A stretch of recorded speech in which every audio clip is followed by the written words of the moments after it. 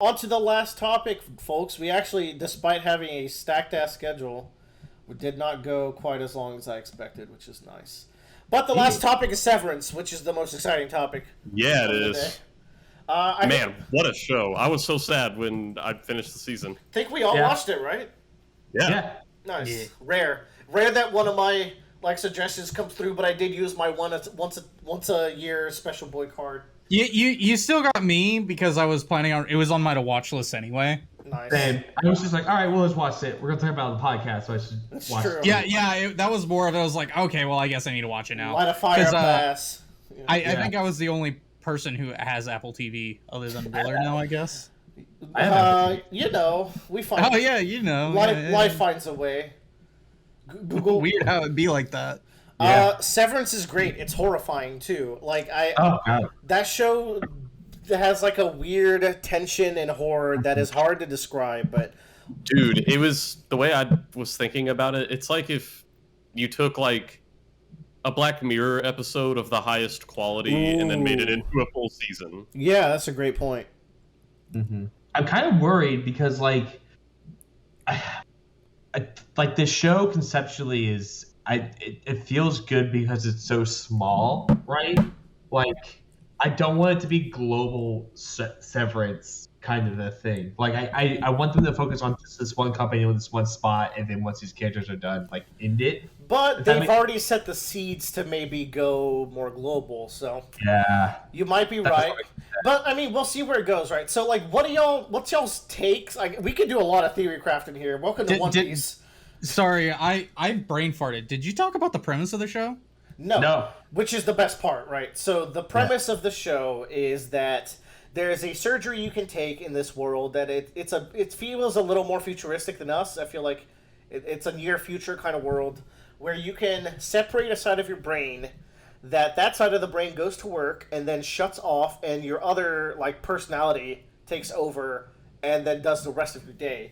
So you basically go to bed, you wake up, you drive to work, and then next thing you know, you're out of work. However, there is no overlap between those personalities. Or is there? That's a theme of this show that we might talk about a little bit. But the basic thing is that, like, you're born into this world for the other side, for the people inside the Severance company, are born into this world where their entire existence is work, and their work is banal and mysterious, and we can maybe theorize on what they're actually working on, if anything. I don't know. But the point is that these people don't get a normal life. They are exclusively workers, and they have to kind of gaslight themselves into thinking that it's all okay, and that is where the horror comes in. And that's really terrifying because the thing is, these work versions of themselves, they don't have context for the way they're treated. When they go into the break room, obviously they know, hey, this doesn't make me feel good, but they don't know what the outside world is like. One of them thought the outside world might be annihilated. Yeah. So they can't know, like, oh, this company is like treating us like slaves and abusing us. As far as they know, this is normal. Exactly, and the most fucked up part is that the person outside just reaps all the benefits and then just kind of like accepts it. They just forget about it. They just like they don't really care. Eventually, every once in a while, they'll come home from work and have like a bruise or something, or they'll have a little gift card that they got for performing well. It's like neat, and like just the lack of like. Really, Severance ends up being as a way for a lot of these characters to escape from reality, especially the main character, who's played by Adam Scott. Severance is his way of not having to go to work when he's mourning his ex-wife's death. And, like... his wife's death. They didn't divorce. They didn't divorce. I mean, he's dating now, so whatever. Yeah. She's gone, or is she? But by the way, I'm going to talk about spoilers. So you have the premise. It's an excellent show. We all liked it, which is rare for a show, so you should go watch it. That is my takeaway. But, yeah, the fact that, like, just... would you do Severance? Like, I don't know. Like, say you didn't watch the show and it was a surgery. It almost seems tempting, but the moral quandaries are really fucked up. And the show touches on them. There's political debates done about Severance. I wouldn't. I'd say fuck that shit. I think like I wouldn't do it, but if I was gonna do it, the caveat would have to be like, if I get a resignation request, I have to take it no matter what, because like, you know, I don't know what's going on in there. So if they're telling me they want out, you got to do it. Yeah. Which then you have to believe that the company is really doing it. You know, like that they're actually sending the resignation request. Which okay. So that brings us to the driving force of the plot, which is the character of Helly, who is an innie, who is the people who are inside, who absolutely hates her life. She tries to commit suicide. She does everything in her power to get out of this. When she pops her head, or like when she like steps out of the like into the stairwell and switches to herself, that's when like the horror of the show really clicked to me for the first time, where her person is just super okay with going back in, even though like her inner self is clearly having a crisis and running away. She's like, oh, it's fine, this is normal, just step back in. Yeah, that's insane. You're like, why is she doing this? What is the benefit? It's like, oh, you don't see like that this is sus, and then you find out it's like she genuinely does not look as her other self as human, and that's just how some people look at this. Like, they are okay torturing themselves as long as they don't know about it. And they get into that also with the plot line of the lady who had 3 kids on her severed personality, and that's the only reason she uses that personality, is just to have when she's in labor. Which is insanity, but also is the exact use case that people would make for this. Like, rich people would make a severed personality that's only turned on for the worst moments in life, which is already... No. It's not for giving birth. It's for the entirety of raising her kid. Is it? Yes. She does not want to raise her kid at all. She has an entirely separate personality for raising her kid. Oh, I got the thing where it was just... No, that can't be, because why would she be carrying the child at the snowfield the next day? That was the other personality, because she didn't recognize the sister. So I think she just does the labor. But no. Because then in the last episode, she's talking about her alter forgetting stuff. Like, they forgot the diaper bag or some shit. Maybe she does some on and off then with raising the kid. I think so. Like, she does the annoying stuff where it's like, oh, tonight you have to watch the baby, so I'm going to do the severed version. Changing the diaper, pooping, all that stuff. Having to talk later down. And because she's with the governor who is, like, pro-severance, I bet they have, like, the switch at home to where they can just make the switch. Oh, dude. The more you think about it, the grosser the implications of this show are. But that's the fun. That's what makes it great. It's very much like, I think, the most creative use of allegory of the cave, right? Like, it's like they are in this shell and they don't know what's going on outside of it, but like there's one character that's like, no, there's something else out there, we need to go find it, and it drives that force forward. Yeah. And then we introduced the PD reintegration, how like then it just fucks with your mind if you do come back together. Yeah, so like, what do y'all so there's 2 very mysterious... So PD dies, and they deny integration the whole way through because they want to believe that it's completely irreversible, but that's not the case. In fact, Adam Scott wants to end, like, at the end of the season, and this is where, like, it gets interesting. As his innie is getting more fed up with his work life and stops gaslighting himself to say that this is okay, due to Helly's, like uprising, it kind of wakes him up to it. His outer world starts feeling more negatively about the company. Like, it manifests in that way. And then also, when Irving is seeing, like, goopy paint in his real life, it's like his outer world feeding into his inner world. So there is undoubtedly this emotional link between these 2 people, as it were, that I think is what we're going to explore for the next 2 or 3 seasons, however many there are. I also really liked that in the irony of Adam Scott's outie is very tolerable of his brother-in-law, while his innie is kind of like almost sees him as like Jesus Christ. It's so fucking funny, dude. They must have been cracking up when they were writing Rickon's books lines, because they're so funny. But they also read like religious texts, like They do, but like in such a pretentious way where only Yeah. someone who has no context of the world would fall for them. But there was like one really good one near the end where I was like, hey, you're kind of spitting right now. Yeah, that's right. Yeah. And then, And then Dylan also is like really into it too. oh, because they all start reading the book, and it's great. Yeah. Which is like, why was Milchick reading? Like, can we talk about Milchick for a second? Because that is a horror villain. Yeah, of course. Oh, yeah. Milchick is horrifying to me. Oh my god, he reminds me of the manager from the episode of SpongeBob. Whenever That's they turn pretty the accurate. restaurant into a Bennigan's. That's perfect. That's like a perfect comparison. I'll have to Yeah. take your word for it. I have no idea what this is. I've seen SpongeBob. I don't know. Haha, you're like me now, fool. Yeah.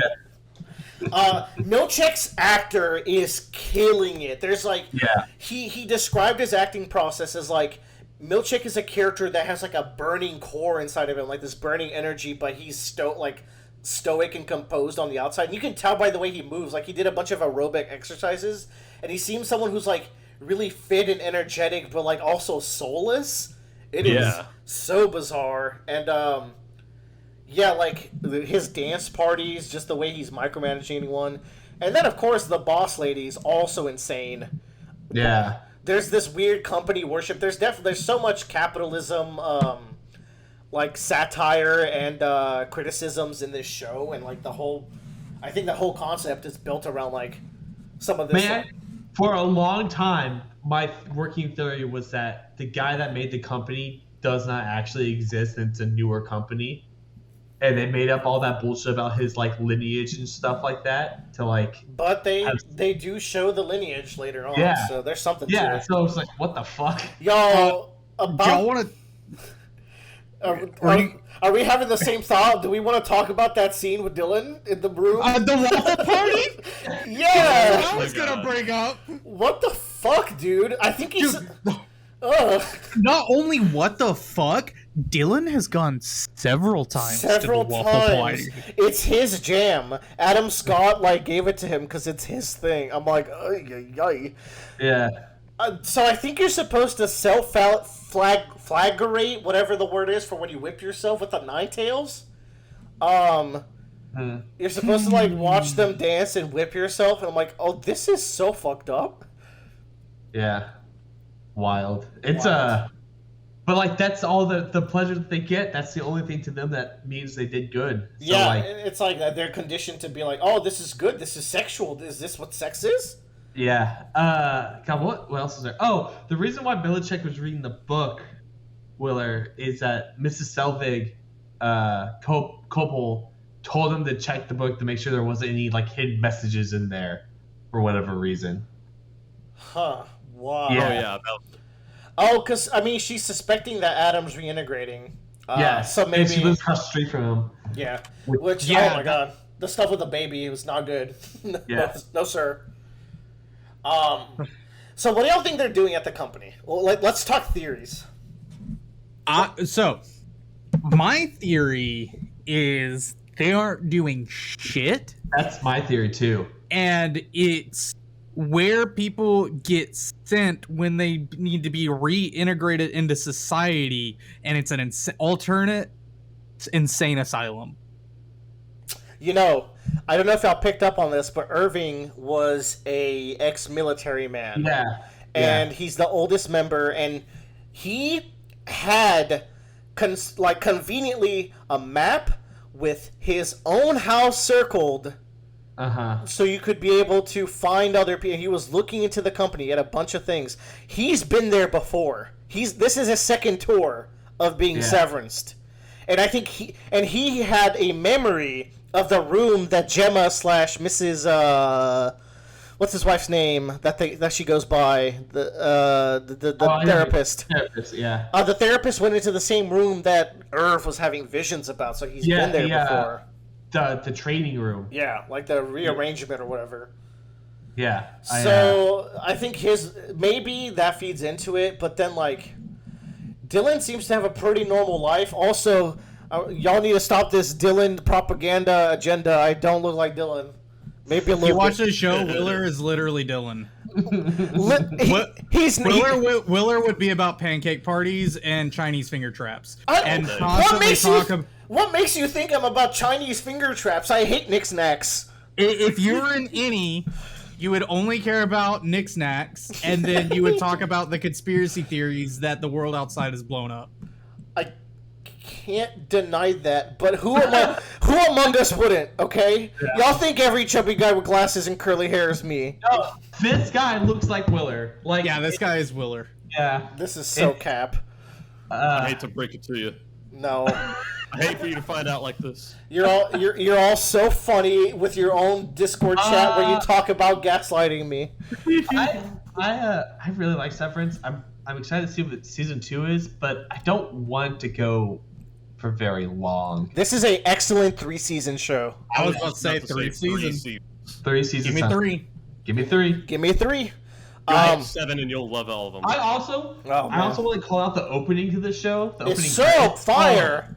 Oh, it's so good. It's mesmerizing. Oh, Dude, really it creeped me out the first time I saw it, the way it's animated, but it Yeah. looks really cool. I watched it every single, not a skip Same. in me.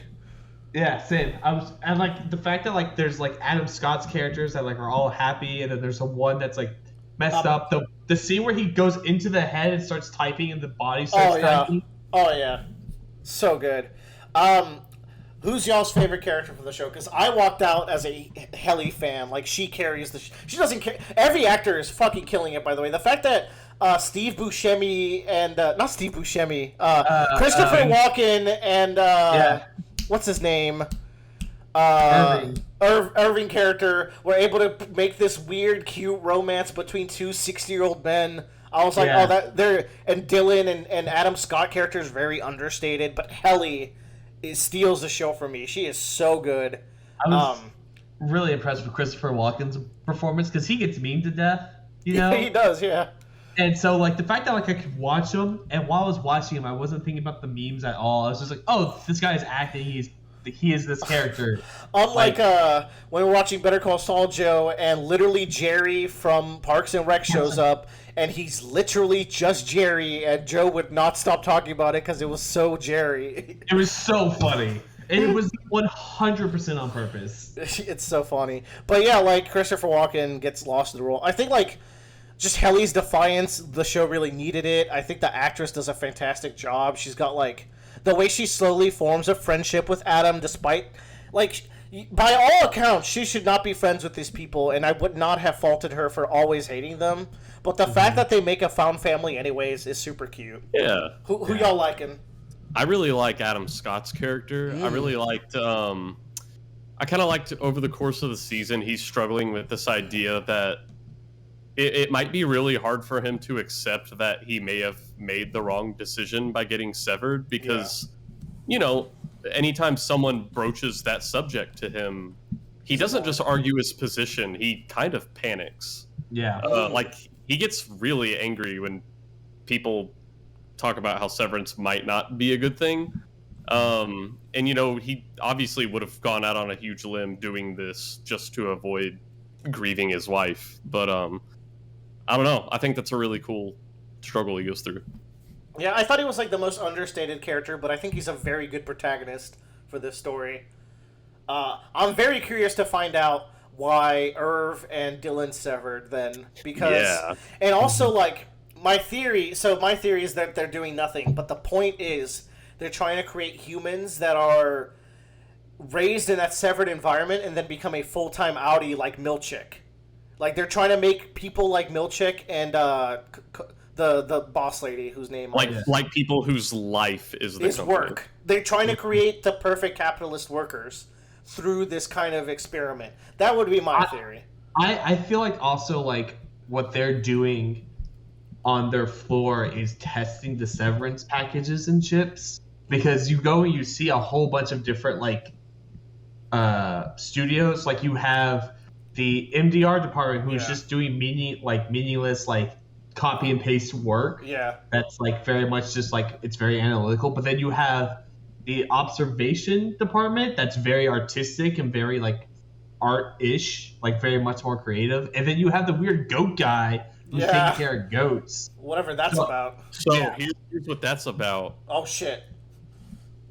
in real life, before trials of cloning for humans, what did they try it on? Goats and sheep. Shit. So it's like, oh, if they want to go the whole route of creating an army of loyal workers, it's probably a lot more convenient to be able to grow someone that the outside world knows nothing about than to get a woman pregnant and try to raise that baby as the perfect worker. Because the thing is, like, I don't do you even fucking need Severance if someone just like was born in the company and never leaves for it? your work baby, and then you reap in the money they make for you.